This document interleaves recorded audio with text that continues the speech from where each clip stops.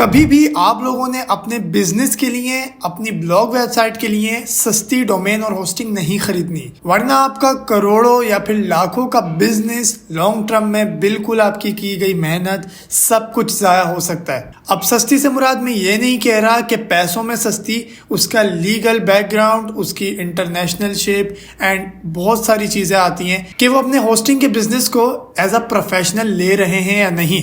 ऐसा मैं क्यों बोल रहा हूँ और मुझे बोलने की जरूरत क्यों पड़ रही है? देखिए, आज से 3 से 4 साल पहले 2021 के स्टार्ट में मुझे होस्टिंग की और डोमेन की ज़रूरत पड़ी। आप लोगों में से बहुत से लोग जानते हैं मेरी वेबसाइट है iPhonesinPakistan.com जो कि थी, और मैंने दोस्त host.pk जो यहाँ पर मेंशन मैं कहीं कर रहा हूँ, इन लोगों से मैंने बाय की थी। और जाहिर सी बात है तब मैं कमाता नहीं था, एज अ स्टूडेंट आपके पास पैसे नहीं होते, मेरे पास भी नहीं थे। और जहाँ पर मैं होस्टिंग का GoDaddy वगैरह के पास जा रहा था तो वो मुझे ईयरली 20,000 25,000 रुपये में पड़ रही थी, जो कि मेरे पास इतने पैसे नहीं थे।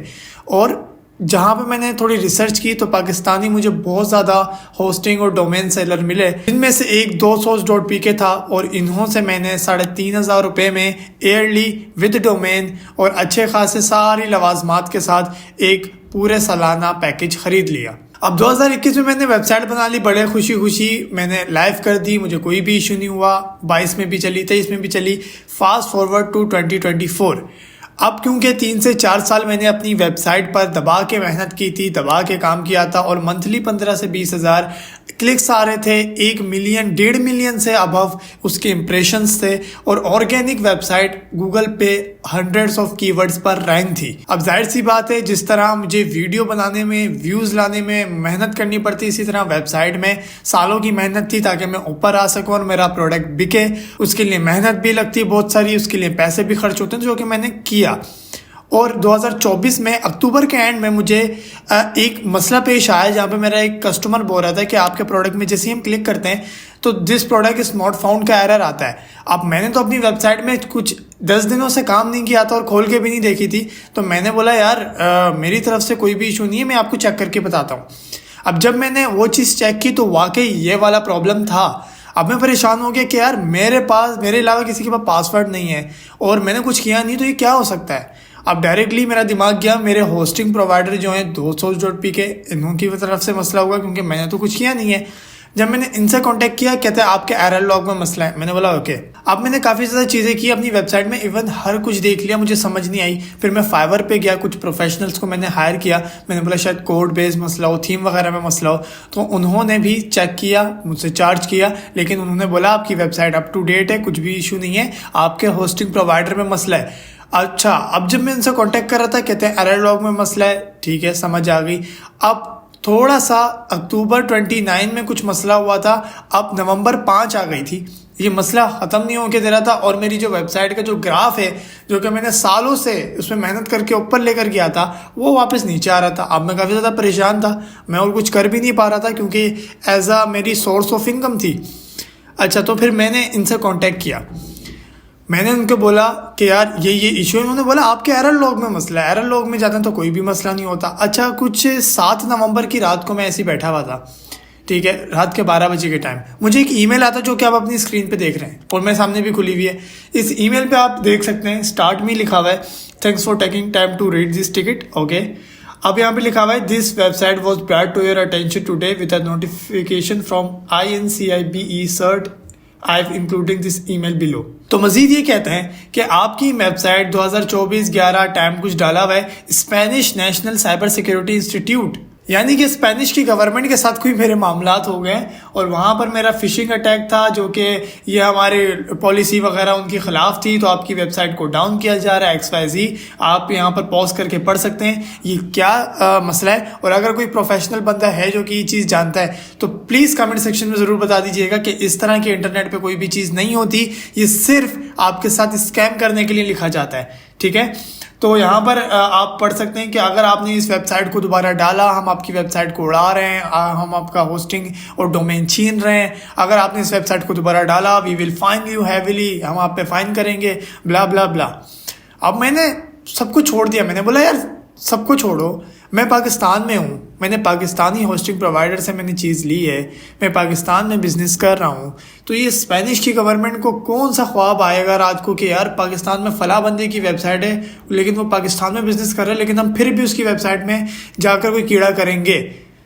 आउट ऑफ लॉजिक बात है, मुझे समझ ही नहीं आई। मैंने डायरेक्टली ईमेल लिखा, मैंने बोला यार ये क्या बात हुई, मैं पाकिस्तान में हूँ, स्पेनिश से मेरा लेना देना क्या है, इनके इंस्टीट्यूट से मेरा लेना देना क्या है, ठीक है।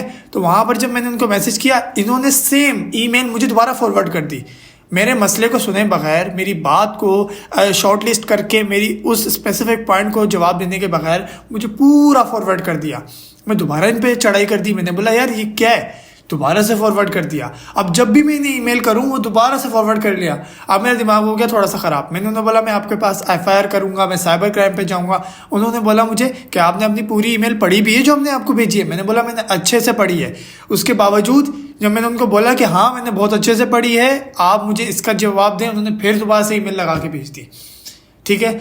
और 7 नवंबर की शायद डेट आगे पीछे हो रही है, 7 नवंबर की रात को मेरी वेबसाइट उड़ गई।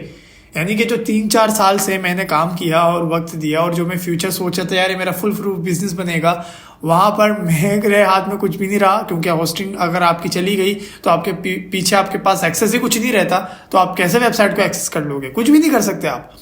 और ज़रूरी बात, मेरी वेबसाइट का बैकअप भी इन लोगों ने नहीं दिया।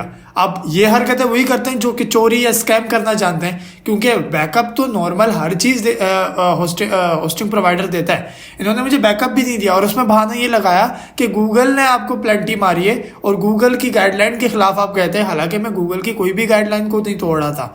तो कहने का मकसद ये है कि 2021 में जब मैंने लिया था तो मैं dosthost.pk से बड़ा खुश था, क्योंकि सस्ता था और मुझे कोई इशू नहीं कर रहा था। कस्टमर सपोर्ट भी उस टाइम पे अच्छी थी, भाई जवाब भी दे रहे थे, कॉर्पोरेट भी कर रहे थे।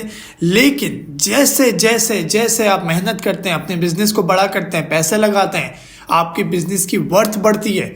एक ज़मीन आप लेते हैं ना 2 लाख रुपए की, 10 साल बाद वो 12 लाख रुपए की होती है। इसी तरह वेबसाइट है कि आप वेबसाइट लेते हैं, आप मेहनत करते हैं, उसकी औकात, उसकी वर्थ बढ़ती है और आप उसको महंगे दामों में बेच सकते हैं। तो यहाँ पर जब मैंने 3-4 साल मेहनत की, उसका दाम महंगा हुआ, तो dosthost.pk ने मेरा एक्सेस ही उड़ा दिया। और ये सिर्फ मेरे साथ नहीं, क्योंकि जब आपके साथ होते तो आप रिसर्च करते हो, और मैंने रिसर्च की, dosthost.pk बहुत से लोगों के साथ ये कर चुका है। जब आपका डोमेन नेम एक फारिग होता है और आप एक ब्रांड बन चुके होते हैं, तो ये आपका डोमेन नेम ले लेते हैं, आपकी वेबसाइट ले लेते हैं, इस तरह के लेम एक्सक्यूजेस के साथ, जिसका ना कोई सर है ना पाँव है। कभी स्पेनिश के डाल देंगे, कभी रूसिया की गवर्नमेंट के सर इल्ज़ाम डाल देंगे। हालांकि सब कुछ इन्होंने किया है, किसी ने कुछ भी नहीं किया।